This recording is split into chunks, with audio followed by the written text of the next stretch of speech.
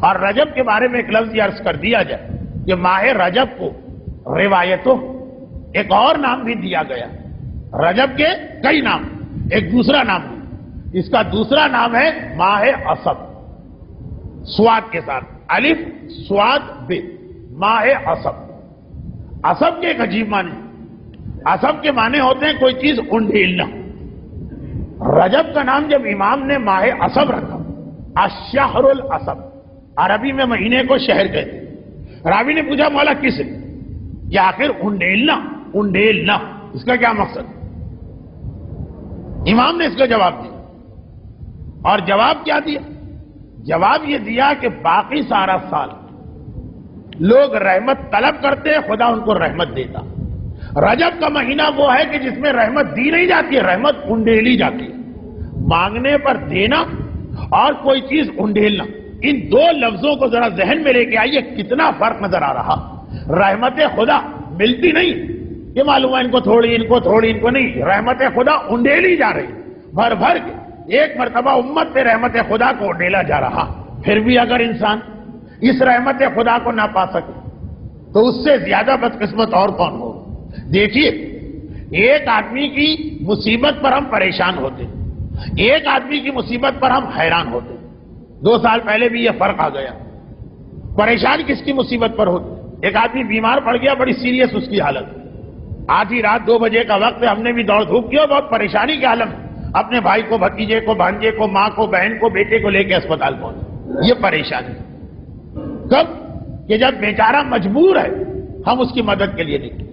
اور کسی کی مصیبت پہ حیرانی کب ہوتی؟ حیرانی اس وقت ہوتی ہے کہ جس آدمی پہ مصیبت آئی، مصیبت کو دور کرنے کی چیز اس کے پاس رکھی ہوئی، اس کے سامنے پڑی، وہ اسے استعمال نہیں کر رہا اور سر پیٹ پیٹ کے کہہ رہا ہے کہ ہائے بھائی کوئی میرا ساتھ نہیں دے رہا. ایک آدمی پریشانی کے عالم میں، اس کو اسی وقت رات کے 2 بجے اسپتال جانا، اس کے پاس کوئی سواری نہیں، اور وہ پریشانی کے عالم میں ہمارا دل دکھا، ہم اپنی گاڑی لے کے آئے تم کے چلو ہمارے.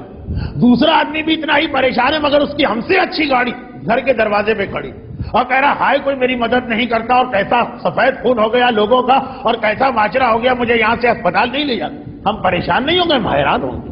قریب جا کے کہیں گے بھائی خیریت تو ہے، گاڑی اور ہم سے اچھی گاڑی تمہارے پاس، کیوں اسے استعمال نہیں کر رہے؟ وہ کہے گا بھائی میں اپنی گاڑی کو زیادہ استعمال نہیں کرنا چاہتا، کہیں گھس نہ جائے، کہیں نقصان نہ پہنچ جائے. تو ہم اس کی مدد نہیں کریں گے. ہم کہیں گے جب تمہارا یہ، ہم بے وقوف و بدھو تو نہیں، ہمیں کوئی مس یوز تو نہیں کر سکتا. تو جب ایک آدمی کے پاس کوئی چیز ہے جس سے وہ اپنی پریشانی دور کر سکتا ہو، دور نہ کر رہا. ایک آدمی درد ہوا، بڑا شدید درد، پین کلر چاہیے، نہیں ہے اس کے پاس، ہم دوڑ کے لاتے. ایک آدمی کے سامنے پورا ڈبہ پڑا ہوا ہے پین کلر کا، اس کو ہاتھ نہیں لگا رہا. ہم پریشان نہیں ہوں گے، حیران ہوں بھئی کیا اس میں کمی ہے، کیا اس میں خرابی ہے، کیوں اس کو استعمال نہیں کر رہے. تو مصیبت زدہ لوگ عام مہینوں پریشان حال ہو تو ان کی پریشانی میں دل دکھتا، اور ماہ رجب میں اگر کوئی پریشان حال ہو تو اس کی حالت دیکھ کے حیرانی ہوتی.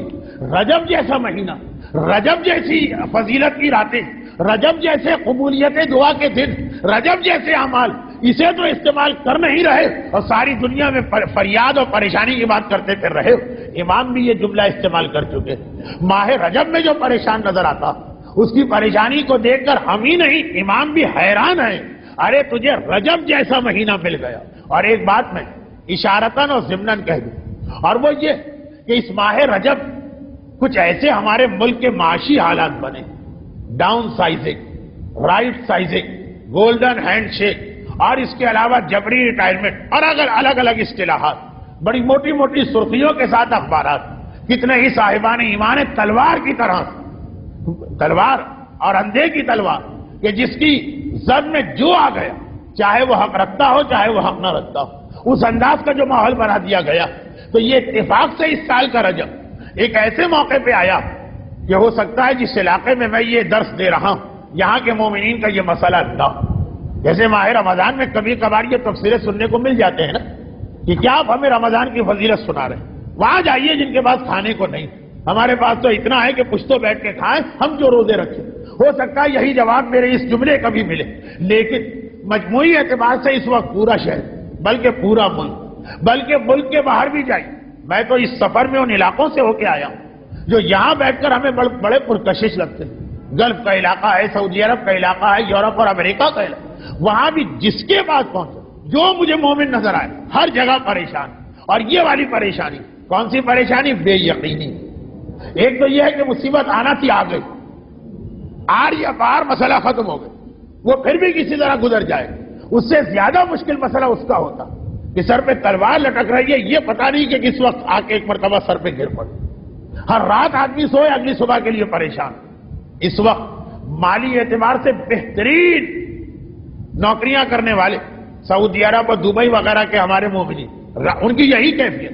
اور پاکستان میں بھی گزشتہ دنوں میں کچھ ایسے واقعات پیش آئے جو روایتوں میں جب آئے تھے تو لوگ مذاق اڑاتے تھے کہ صبح آدمی گھر سے نکل کے آفس جا رہا، سوچ بھی نہیں سکتا، اور پتہ چلا 1 گھنٹے کے اندر اندر یہ مسئلہ ہو گیا. اچھا، جس میں مصیبت آ گئی وہ الگ بات، اس کا تو امتحان ہو گیا.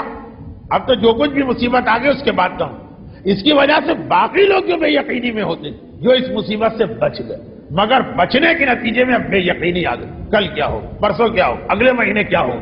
یہ والی کیفیت 2 سال پہلے جب ماہ رجب کے عنوان پر میں نے تقریر کی، دیکھیے یہ جملہ میں کھل کے نہیں کہنا چاہتا، اس وقت بعض صاحبان ایمان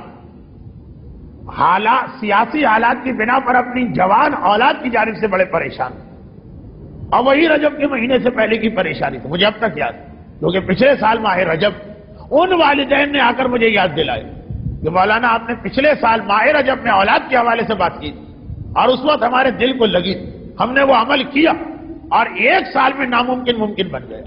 اور اس دفعہ جو ماہ رجب داخل ہوا تو معاشی اور اقتصادی حالات جو بے روزگار کر دیے گئے ان کے لیے اور جو ابھی بے روزگار نہیں کیے گئے ان کے لیے بے یقینی کی تلوار جو لٹک رہی.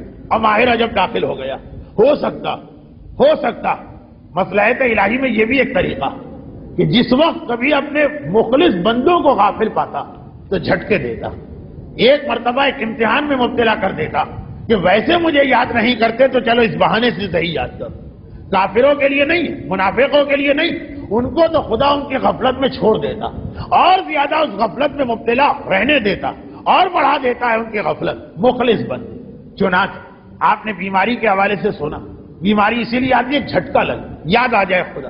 آپ نے پریشانیوں کے حوالے سے سنا تو شاید کون آدمی یقین کے ساتھ کہہ سکتا، شاید جب بھی ماہ رجب قریب آ رہا ہوتا ایک مرتبہ کچھ ایسی کیفیت پیدا ہو جاتی کہ خدا توجہ مبذول کرانا چاہتا کہ دیکھو دینے والا دینے کو تیار ہے اور دینا چاہیے مانے انڈیلنے کو تیار ہے اپنی رحمتیں، لیکن توجہ تو دو، خیال تو کرو کون ہے، کیا مہینہ ہے، کیا تمہاری ذمہ داری.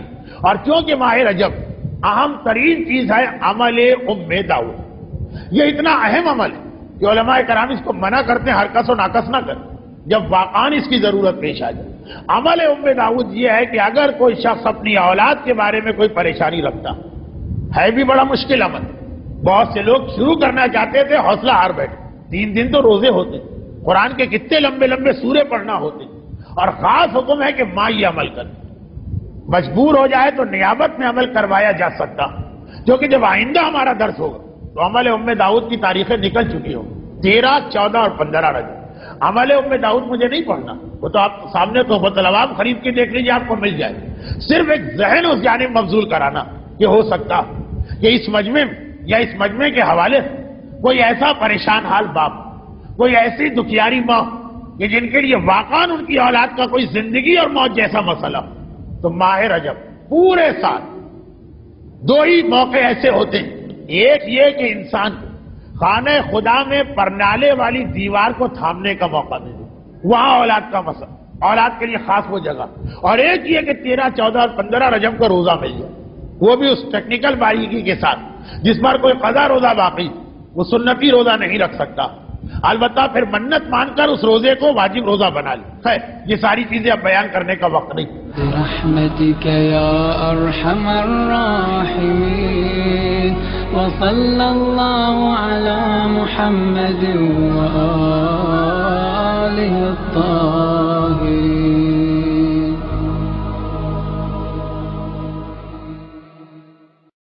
اور پھر ایک بار وہ مسئلہ دوہرا دو، اگرچہ وہ اتنی مرتبہ یہاں آیا ہے، اتنی مرتبہ آیا کہ یہاں والے ذرا اکتا گئے ہوں گے، لیکن مسئلہ تو دوہرایا جاتا. اور وہ یہ کہ یاد رکھیے جس پر کوئی بھی واجب روزہ باقی خصوصاً قضا کا وہ سنتی روزہ نہیں رکھ سکتا. لیکن اس کا کیا مطلب؟ لوگ اس سے غلط مطلب لیتے ہیں. مثلاً فرض کیجئے 27 رجب کے روزے کا بڑا ثواب، بہت ثواب. 27 رجب کیا کہنا اس روزے. مسئلہ آ گیا جس سے کوئی قضا روزہ باقی وہ اس دن کوئی سنت روزہ نہیں رکھ سکتا. آپ نے کہا میں تو 27 کا روزہ رکھ رہا تھا سنت والا، کیونکہ اس کا تو اتنا ثواب. قضا اگر رکھنا ہے تو 27 کو کیوں رکھو، کبھی بھی رکھو. یعنی غلط فہمی یہ ہو گئی کہ 27 رجب کے روزے کا ثواب اس کو ملے گا کہ جس پر جو سنت کی نیت سے رکھے.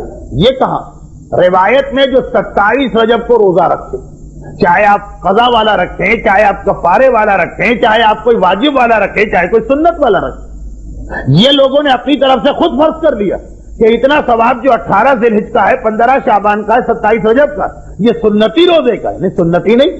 مجھے حدیث یاد، من ساما، معصوم نے فرمایا جس نے 27 کا روزہ رکھا. کون سا روزہ 27 کا؟ یہ پابندی نہیں لگائی. جو روزہ بھی آپ 27 کا رکھے وہی ثواب آپ کو ملے گا. چنانچہ اگر کسی پہ قضا روزہ ہے، کیونکہ میں نے لوگوں کو واقعا یہ دیکھا کہ آدھا مسئلہ سن لیا کہ قضا ہے تو سنت نہیں رکھ سکتے، تو آپ کیا کرتے ہیں؟ تو قضا تو رکھتے ہی نہیں، سنت بھی نہیں رکھتے، کیونکہ تصور ہے کہ 18 ذی الحجہ کا ثواب سنتی میں ملے گا. سنت لفظ نہیں. جو روزے کے عالم میں ہے 27 رجب، چاہے دنیا کا کوئی بھی روزہ وہ رکھ رہا ہو، اس کو وہ ثواب ملے گا، سوائے ایک روزے. اس پر بھی بحث ہے، کچھ علماء کہتے ہیں اس کو بھی ثواب ملے گا. جس نے پیسے لے کر کسی مرحوم کا روزہ رکھا، اس کے اوپر بحث ہے کہ بعض علماء کہتے ہیں جب پیسے لے لی تو ثواب کس بات، اور بعض کہتے ہیں کہ اگر اس کی نیت پھر بھی ثواب کی تو ثواب ملے گا. لیکن اگر پیسے لیے بغیر کسی مرحوم کا روزہ رکھا تب بھی پورا ثواب ملے گا. میری 2 ہفتے پہلے کی تقریر، بلکہ شاید پھر تو ثواب 70 گنا بڑھ جائے. تو یہ یاد رکھیے گا کہ اس مسئلے سے آپ دھوکہ نہ کھائیے کہ اگر سنتی روزہ ہے قضا نہیں رکھ سکتے تو آپ روزہ ہی رکھنا چھوڑ دیں. ارے پھر تو ایک سیکنڈ میں 2 مزے آپ کو مل رہے ہیں کہ ایک ثواب کا ثواب مل رہا ہے، دوسرا واجبات میں سے ایک روزہ کم ہوتا چلا جا رہا. اب جیسے عورتوں میں سے کون سی عورت ایسی ہے جس پہ یہ مسئلے کا اطلاق نہ ہوتا؟ مردوں میں ہے بہت سارے مرد کہ جن پر اس مسئلے کا اطلاق نہیں ہوتا، یعنی ان کا کوئی قضا روزہ ہی نہیں. اس لیے کہ ایک تو ویسے ہی اسلام لڑکے کے روزہ شروع ہونے کی ایسی عمر بتائی گئی کہ اس سے کافی پہلے ہی لڑکے شوق میں روزہ شروع کر دیتے. 15 سال، چلے آج کل 15 نہ صحیح 14 یا 13، تب بھی اچھی خاصی سمجھداری کی عمر.